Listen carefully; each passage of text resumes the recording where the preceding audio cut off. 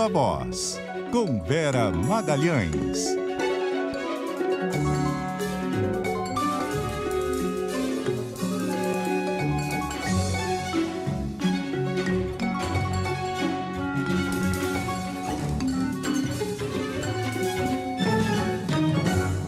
Oi, Vera, boa noite, tudo bom?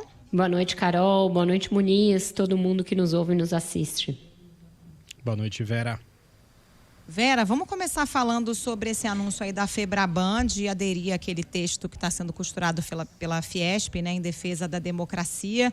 É uma carta diferente daquela que foi lançada pelos juristas da USP, mas o ato vai ser o mesmo, né? A Febraban também participa do ato da USP.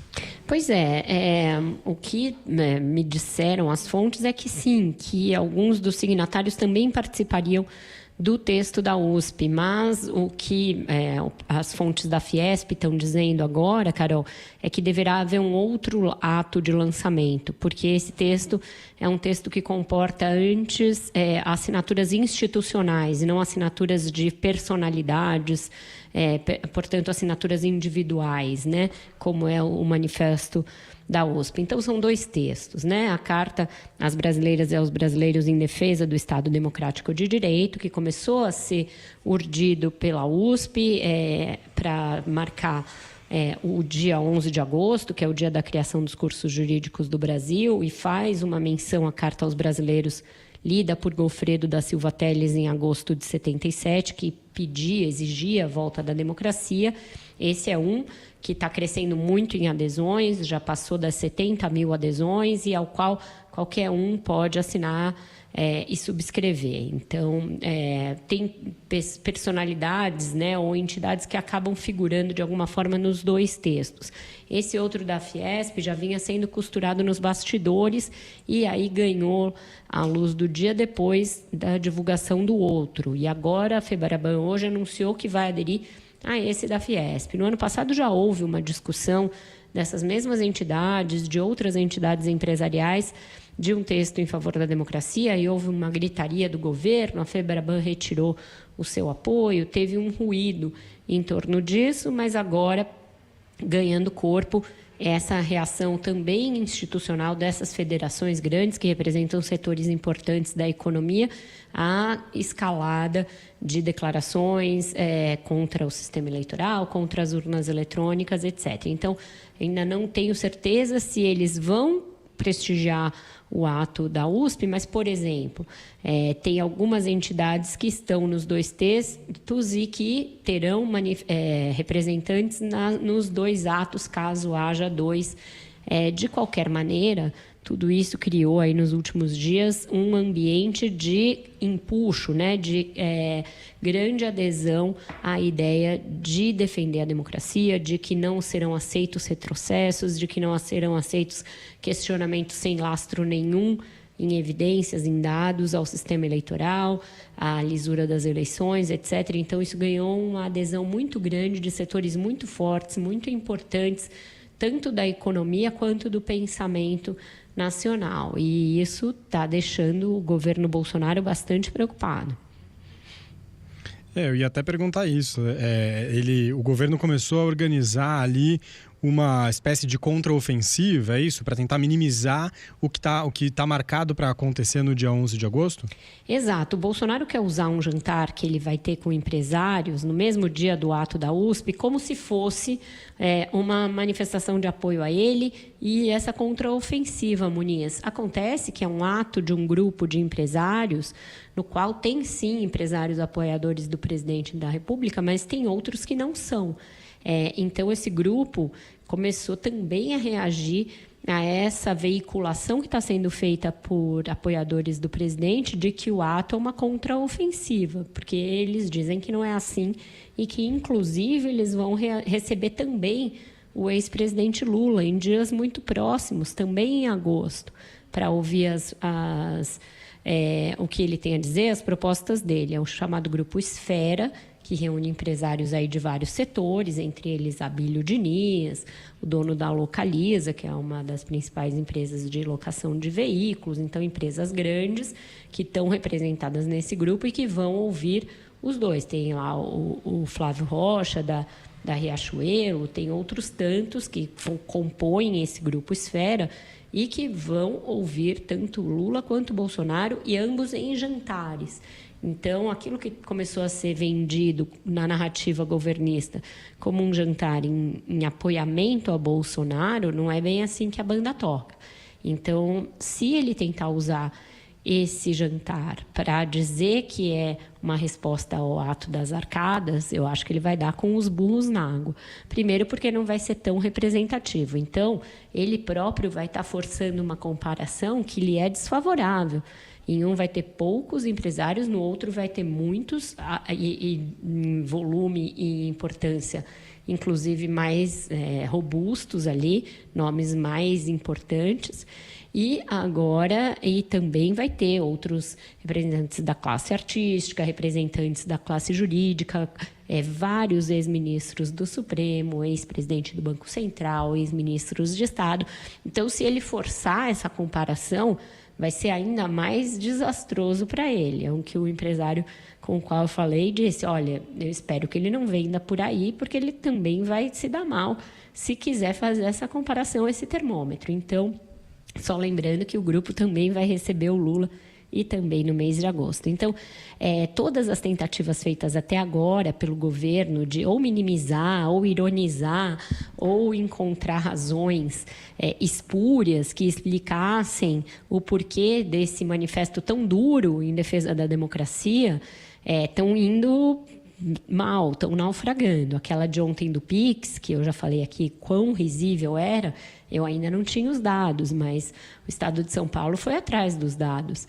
E no primeiro ano de vigor, em que vigorou o Pix, o chamado prejuízo dos bancos com o fim das tarifas para transferências e para outros serviços abrangidos pelo Pix é irrisório.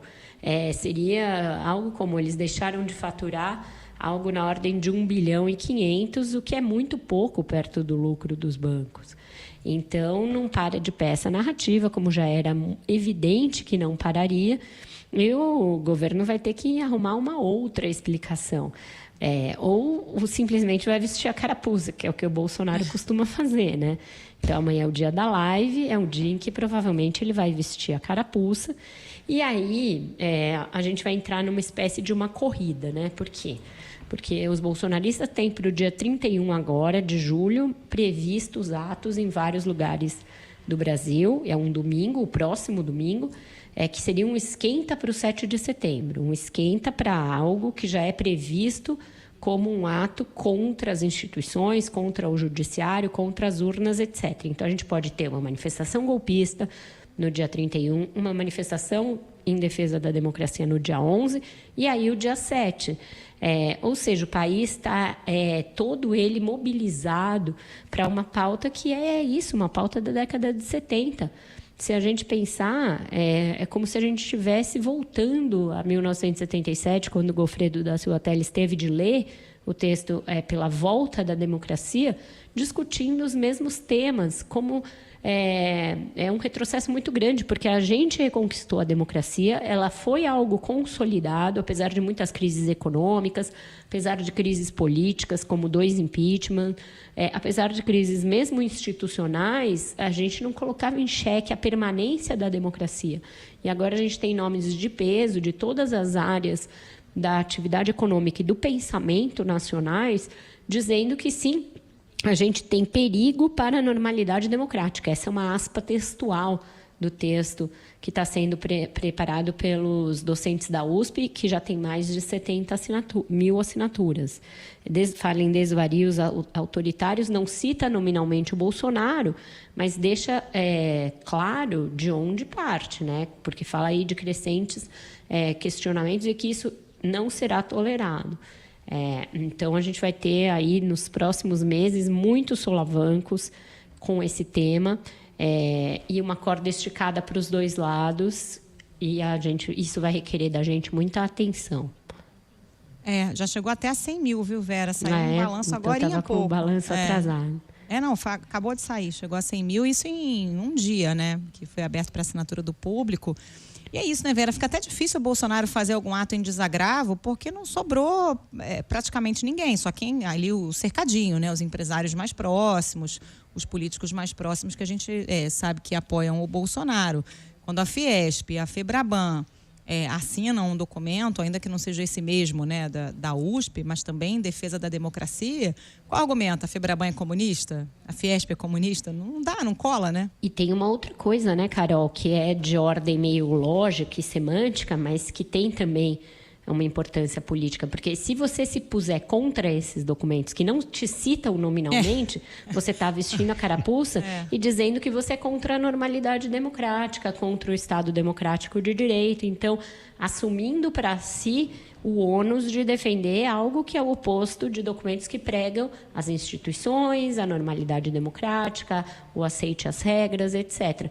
E é coisa que o Bolsonaro é capaz de fazer, porque ele veste muito essas carapuças. Mas é um risco que qualquer assessor inteligente e que tivesse coragem de contrapor o chefe, falaria, olha, presidente, é melhor o senhor, por exemplo, também assinar, ou o senhor dizer que o senhor é favorável. Porque ao se colocar do outro lado, como o Ciro Nogueira fez ontem, de uma maneira bastante atabalhoada, você está, de partida, assumindo que você sabe que aquele recado é para você e que quem coloca em risco a democracia é você e o seu governo, né? Tempos estranhos, né? Bom, vamos avançar para o nosso próximo tópico aqui, ainda tem bastante coisa para a gente aprofundar.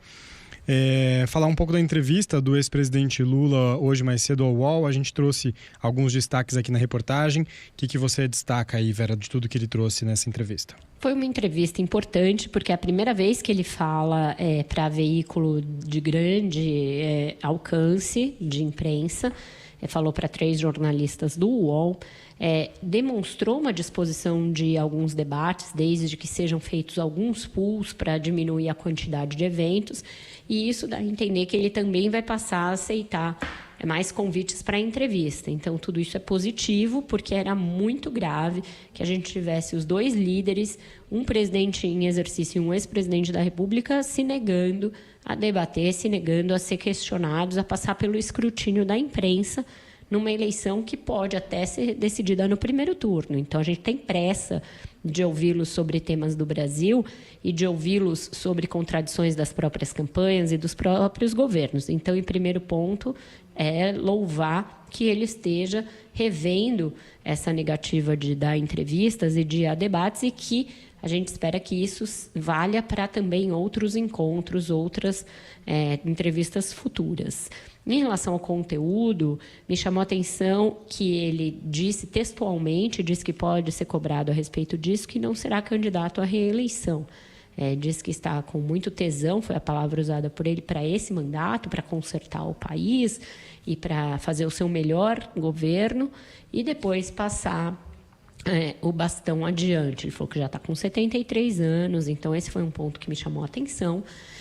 Outro ponto é que ele foi muito direto em dizer que seu ministro da Defesa será um civil, como foi nos seus 2 governos iniciais, como foi nos governos da Dilma e como foi nos governos do Fernando Henrique Cardoso, que foi quem criou essa pasta e decidiu que ela seria entregue a um civil. Lembrando que ontem a gente teve a presença no Brasil do secretário de Defesa norte-americano e ele falou disso, né, da importância de que civis estejam à frente e no comando das Forças Armadas dos países democráticos. Então, isso também me chamou a atenção. E, ao mesmo tempo, ele fez um aceno às Forças Armadas, dizendo que acha que elas não vão embarcar em nenhuma aventura com Bolsonaro e que ele teve um bom relacionamento com as Forças Armadas nos seus governos, inclusive recompondo o orçamento para a defesa e restabelecendo soldos de soldados e recursos e salários, etc. Então, ele faz um aceno, mas deixa claro que vai devolver a um civil o comando do Ministério da Defesa. E, por fim, achei importante ele falar da necessidade de recompor o país, de recompor o lado social, chamou os empresários a darem uma contribuição nessa área, disse que ninguém pode ter insensibilidade social, disse que o Estado vai ser um indutor do desenvolvimento, não explicou de que maneira. como vão ser recompostos esses investimentos públicos que estão muito em declínio e com um orçamento já hoje bastante comprometido.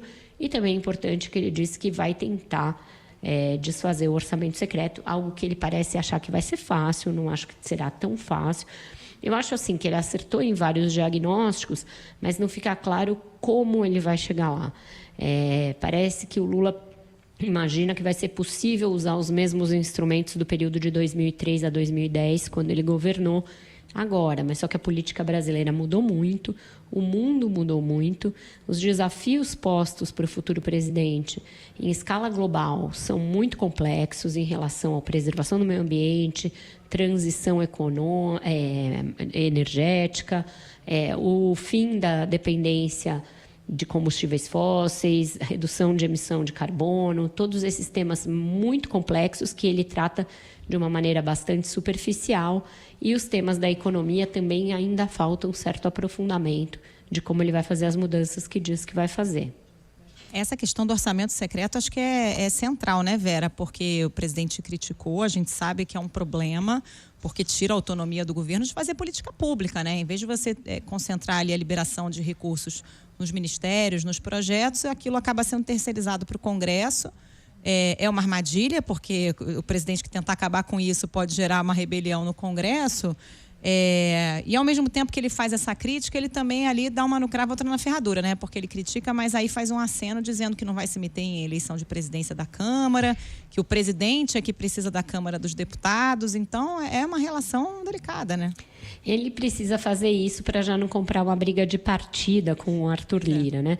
Ele fez até essa brincadeira que não sabe se vai ser eleito, mas que com todo mundo que ele conversa, diz que o Arthur Lira vai ser reeleito, que então parece que já está dado como certo, mas ele diz que ele vai trabalhar para eleger bancadas dos partidos que estão com ele. Carol, acho que ele demonstra ter uma expectativa de uma mudança de correlação de forças no Legislativo, algo que eu acho que ele está com um diagnóstico errado, porque justamente como esses partidos têm fundo eleitoral alto, dadas as bancadas que eles têm atualmente, e têm essas emendas do orçamento secreto fomentando as suas campanhas de alguma maneira, a chance de reeleição dentro dos mesmos partidos, que são os do Centrão, elas são altas. Esses partidos vão vir com grandes bancadas.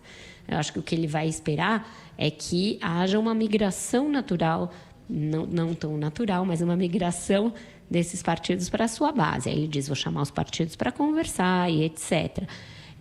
A gente sabe que no passado isso já resultou em alguns outros escândalos, essa tentativa de cooptação político-partidária. O mensalão tem origem nisso, por exemplo. Não foi objeto de pergunta. Ele não falou sobre mensalão, não falou sobre petrolão. O que ele falou sobre Lava Jato foi no sentido de uma espécie de desagravo que ele faz a si mesmo, ao PT, dizendo que foi alvo de uma perseguição para tirá-lo da disputa em 2018, criticou a Lava Jato, disse que foi uma farsa, mas disse que não virá com um desejo de revanche, que vem para fazer um bom governo e que não vai pautar as suas ações por essa questão. Então, o Lula procurou ser muito light e ser muito brando, fez vários acenos à imprensa, acenos ao empresariado e acenos aos militares, que são algumas das áreas em que ele é constantemente questionado. A música hoje, temos aqui uma sugestão do Matheus Luque, Vera. A gente estava aqui meio sem ideia. Matheus deu aqui a sugestão da gente fazer uma homenagem à vereadora Marielle Franco, que hoje completaria 43 anos. Se não tivesse sido assassinada daquela maneira brutal, então ele separou uma música pra gente. Acho bom, acho ótimo. Deixa eu só fazer o registro, né, que hoje o MDB aprovou a candidatura da Simone Tebet, apesar daquela dissidência que a gente sabe que existe, continua existindo. Foram 262 votos a 9. Votaram 182 delegados, alguns deles têm mais de um voto, por isso o placar aí divergente. 97 deixaram de votar. Então, esses que deixaram de votar mostra o tamanho da dissidência, que não é pequena. O PSDB e o Cidadania referendaram o apoio a ela, mas adiaram a discussão do vice. Então, ela tem ainda aí, como eu falei ontem, obstáculos sucessivos à sua frente, mas superou esse. Então, hoje ela teve a sua candidatura homologada portanto é candidata. Deixa eu trazer aqui uma outra informação, Vera, antes da gente ouvir a música. Estou vendo agora aqui no Globo. A gente estava falando da Febraban, né, apoiando o manifesto da Fiesp. Claro, Caixa Econômica Federal e Banco do Brasil não vão apoiar a assinatura por meio da Febraban. Os dois bancos estatais fazem parte das 116 instituições reunidas ali na Febraban, mas, segundo fontes ligadas aos bancos citadas aí pelo Globo, a Caixa e o Banco do Brasil votaram contra a subscrição do manifesto pela Febraban. Claro, né? Os bancos estatais cumprindo aí a agenda do governo, né? Outra discussão que houve no passado, né? O Pedro Guimarães, que depois caiu por assédio sexual em série, fez um escândalo quando essa discussão veio à tona no ano passado, falou que a Caixa ia sair da Febraban, etc. Então, criaram um fuzuê na época, e agora voltando a manifestar essa mesma posição. Bom, vamos com a música. Solta aí, Matheus. Marielle, Amarildo, Rafa Braga. Quem é preto e pobre aqui, a polícia mata. Quem luta por seus direitos como nunca se lutou tem que pagar com a vida a ditadura que voltou. A polícia que mais morre, a polícia que mais mata, a polícia que mais rouba e assim não resta nada. Rio de Janeiro, absurdo, virou hilário. Quem luta pelo justo. Obrigada, hein, Vera? Boa noite pra você. Até amanhã. Obrigada, gente. Até amanhã. Tchau, Vera. Até. Já não se vê por aqui.